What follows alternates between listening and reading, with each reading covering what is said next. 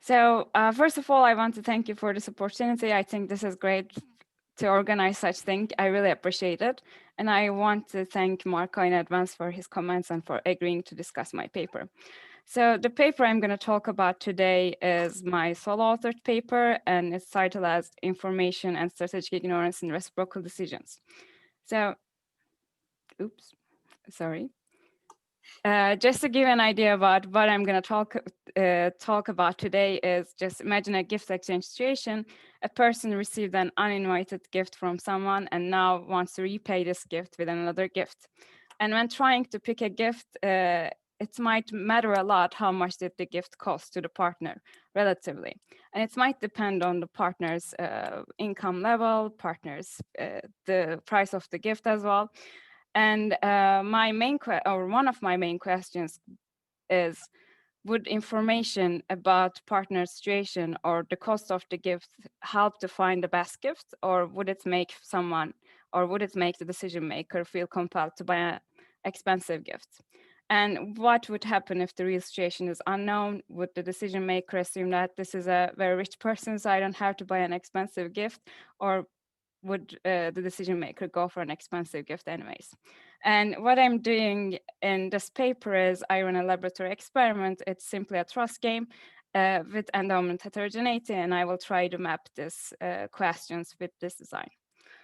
So when it comes to main research questions, the first thing I'm going after is, does exogenously provided information about the consequences of a decision for the partner affect reciprocity? So simply, if people act without information and they are asked to make reciprocal decisions, does it change their reciprocity at all?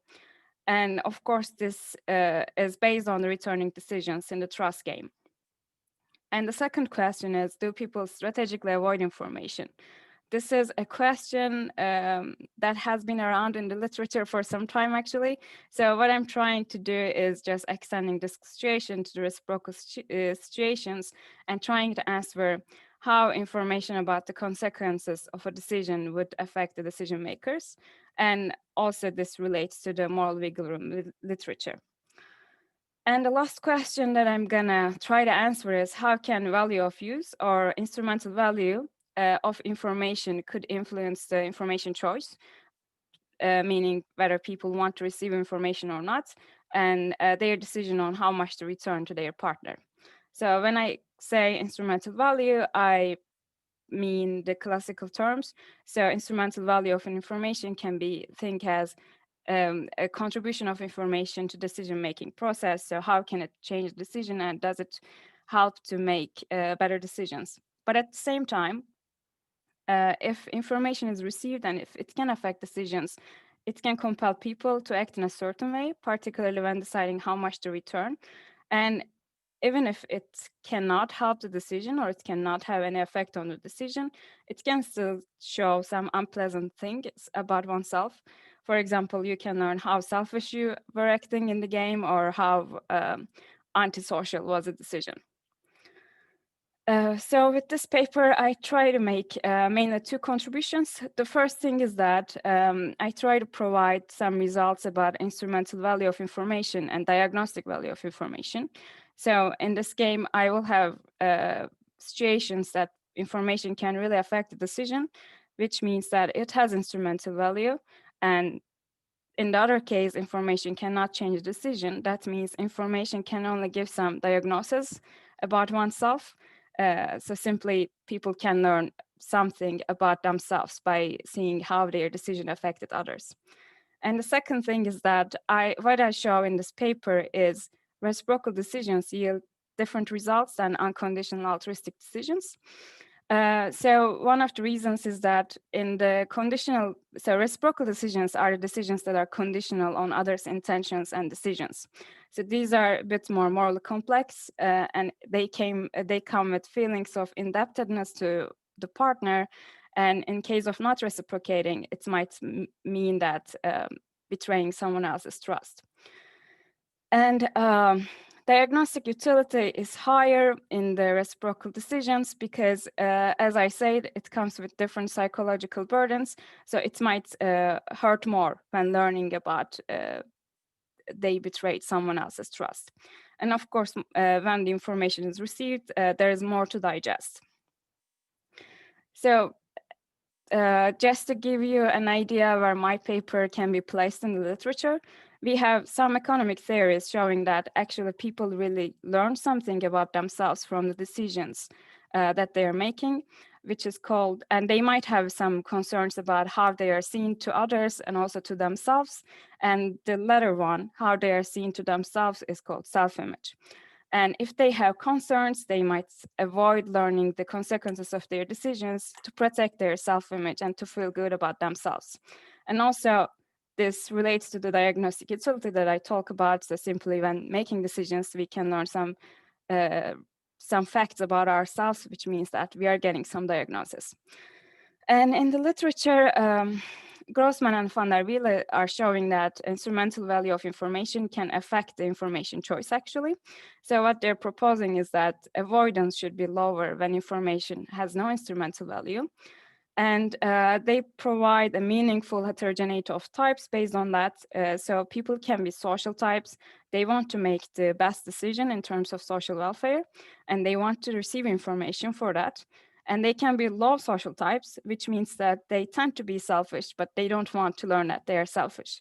So, and then the third type could be the homo economicus types that they call in their papers. So simply these are the fully selfish people who wants to be selfish and who doesn't care about if they're selfish or not. So they would learn it anyways. And they always go for the cheaper option.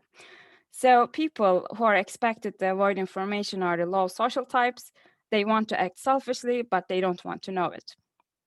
And from the experimental literature, we have some evidence showing that actually people are willing to opt out information on the consequences of their decisions, mostly in the unconditional dictator games. So when I go to my design, as I said, it's a manipulated trust game, and they are randomly assigned to pairs and one of the two endowment levels. So simply, player one is starting with the initial endowment level, and players are not informed about each other's endowment levels. So they don't know their partner's endowment level. And player one makes the sending decision on whether to send X or 0 without any information and without any chance to receive information. But if they send X, this is tripled by the experimenter, and player 2 receives it as 3X, and then decides how much to return back to player 1. But here, what I introduce is that although player ones are making the decision under ignorance and they don't have any chance to get the information, player twos are given the chance to receive information about their partner's initial endowment level, so they can learn how their decision can affect their partner. And to investigate information choice in reciprocal contexts, I introduced 3 treatments in this paper. The first one is hidden information, which is similar to the treatments in the moral wiggle room literature. So simply, people are not given the information, player twos in this game, and they are told that they can receive the information before they decide how much to return.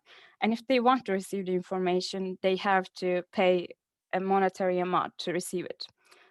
And in the second treatment, ex ante ignorance, it is very similar to the hidden information, but in this treatment, the default setting is receiving the information. So they are told that they will receive information before they decide how much to return, and they can avoid information if they want to, but it is costly. So these 2 treatments are introduced to see the effects of exogenous settings and how the default options could affect the choice. And the last treatment, ex post ignorance, is introduced to manipulate the instrumental value of information. Because in this treatment, people make the decision on how much to return under ignorance, and after the decision is made, they are asked whether they want to learn about the consequences of their decision for their partners.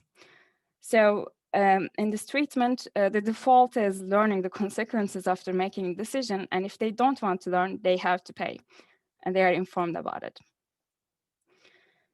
To talk about procedure a bit, So the information decision in this game is two-stage. So first they have to choose whether they want to say yes to receiving information or no. And then in the second screen, they are asked to state their willingness to pay for their decision, information or ignorance to be implemented. And to elicit their willingness to pay, I use the Becker-Dögram-Maşak-like mechanism. So simply they enter their willingness to pay between 0 and 1 ECU. So this amount or these prices were chosen after discussing with subjects in the pilot sessions. And simply 1 ECU means that 2 soft drinks at the school cafeteria. It's a between subject design and within session assignment. And as I mentioned earlier, player ones are not assigned to treatments and they are not informed about the treatments, but player twos are assigned to treatments. So experiment was run in Boğaziçi Econ Lab in Istanbul, and in total of 520 participants participated in the experiment. Just to give a bit information about the sample, so sample across treatments, it's very well balanced in terms of unobservable characteristics. So approximately 60% of all participants are male and the average age is 21. And when I look at truster sending decision, although I don't provide any analysis in this presentation for the trusters, I still find it valuable to mention it here. Approximately 60% of all trusters decided to send 10 ECU, and this fraction is not affected by the initial endowment level that they have. So as I said, my first research question is the effects of exogenous setup of information or ignorance. And in this graph, I try to visualize this. So in the first two treatments, hidden information and ex-ante ignorance, you see the informed choices, and the ex-post avoidance is the ignorant choices. How I measure informed choices in these two treatments is that I use strategy methods. Simply before they know whether they are going to receive the information or not, they are asked to state how much they would return to their partner if they have the high endowment level and they have the low endowment level. This decision is incentive compatible because they know that there's always a chance that they will receive the information. And in that case, this decision will be implemented. And it doesn't matter if they receive the information intentionally or just by the random mechanism. So simply, these values show the average amount that they enter for the informed choices. And this shows the ignorant amount. So in the ex-post avoidance treatment, they entered a single amount and they were not asked any strategy method questions. And as you can see, although these are quite similar to each other, when going to the exogenously ignorant decision, they are returning back much lower amounts. The second question I'm raising is, does information choice has any strategic component? So how people act if they want to avoid information or if they want to receive information. And in this graph here, you can see that for each treatment, you can see people who said no to information. That means they didn't want to receive it. And who said yes to information. That means they wanted to receive it. And you can see that people who said yes to information were returning significantly higher amounts across all treatments compared to ones who said no to information. And of course, the third question of my paper is willingness to pay for information and avoidance. And as I said, I try to base this decision on the instrumental value of information. So although a willingness to pay for information and ignorance in these treatments are not comparable, I find it useful to put them side by side. But I just want to remind you that these are not the same people and these are different treatments.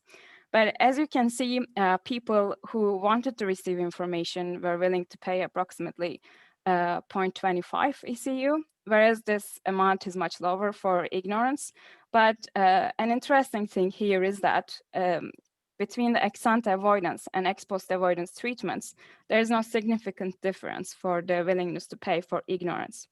So if instrumental value of information was effective at all in this decision, then we would expect people who are avoiding information in the ex-post avoidance treatment to be willing to pay much lower amounts. But we don't observe any significant difference between them. And one reason these values are looking a bit lower is that because people who say the opposite option, so let's say that here, people who said yes to information were included in this graph as 0. And to give a bit more idea about the relation between strategic ignorance and reciprocity, I will provide some descriptives for each treatment. Simply, I will try to explain the final returned amounts in the game with information choice, if they say yes or no, their willingness to pay for their choice to be implemented. And if they lost the auction, that means their choice was not implemented. And some control variables like age, sex, income level, risk preferences, feelings of reciprocity, and willingness to pay for a good cause. So when we look at the table, I will not go through the whole table, but I want to highlight some of the results. First of all, we see that subjects who choose information are making less selfish decisions. So particularly in the ex post avoidance treatment, if this relation is quite strong. So if people wanted to receive information about the consequences of their decision after it is made, they seem to make less selfish decisions, and they are returning higher amounts. And what I observe is that willingness to pay for information is positively related with high returned amounts. Particularly in the hidden information treatment, people are asked to state their willingness to pay to receive information. And what I observe is that people who were willing to pay higher amounts are likely to return higher amounts, and there is a positive relationship between that. And also, I observe a similar relationship for the ex post avoidance treatment, but here they pay for ignorance. So one thing that can cause this positive relation between the willingness to pay and returned amounts in the ex post treatment is that, as I said, people who are selfish but still don't want to learn about it tend to avoid information. And this mechanism may work in the ex post situation as well. So they don't want to learn it, but compared to completely selfish people, they seem to be less selfish. And we have also, so I'm controlling for if they lost the auction as well. So they wanted to receive information, for example, here, but they couldn't receive it. That means they had an intention to get the information, but because they lost the auction, they couldn't receive it. But what I see is that still in the hidden information treatment, it seems like there is a positive relationship between losing the auction and returning higher amounts, which could be caused by that people who were willing to make the social welfare increasing decision couldn't do that. So they wanted to make sure that their decision are good. And then they were returning higher amounts at the end. And also for the ex-ante avoidance treatment, it seems like starting with the high endowment level increases the return amounts a bit. So just to summarize what I talked about today is that I tried to show you that information choice is made strategically.